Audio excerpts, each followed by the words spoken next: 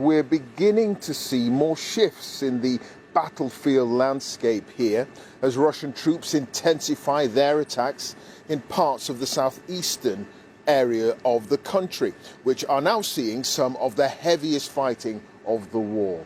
With the port city of Mariupol almost entirely now under Russian control, their forces have been venturing out, pushing north and west, heading towards the city of Zaporizhia, where many civilians have been sheltering over the last few weeks. Our correspondent Laura Bicker and camera journalist Julie Ritson visited the front line just as the Russians launched an attack. It started with a low rumble and plumes of black smoke. We'd barely arrived when the barrage began. This small factory took the first hit, but the Russians weren't done.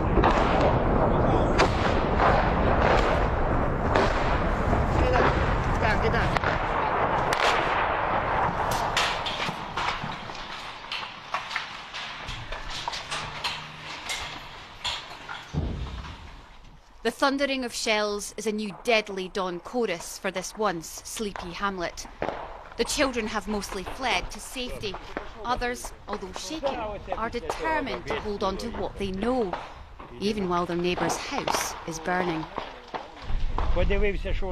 I saw some smoke and decided to have a look.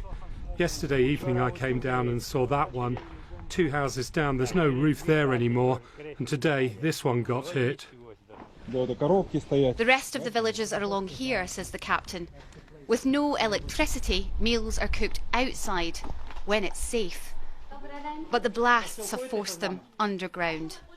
However hard it may be to stay, their presence has become an act of defiance. We're waiting for victory. We want all our children, our grandchildren, to come back home, and we want somewhere to come back to. We want our home to stay unscathed, and not just ours, but for all the people that had to leave. I was told this building was intact this morning, which gives you an idea of kind of the intensity of shelling this village is facing. The Ukrainians have built up their forces, taken forces from elsewhere in the country and put them here to keep the Russians at bay. When I asked how far the Russians will come north, the answer I got was as far as we let them. And this invasion is personal to the local Ukrainian force. In our battalions, there are many people whose homes and relatives are in the occupied territories.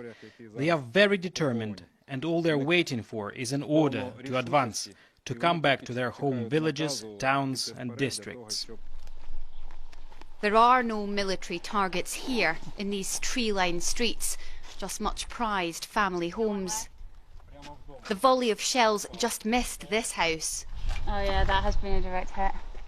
It's hard to comprehend just how close this war has come. I was under the shed there when I heard the shots and ran into the cellar. Even as thoughts of a clear-up begin, the bombardment continues, shattering lives, one barrage at a time. Laura Bicker, BBC News, near Zaporizhia.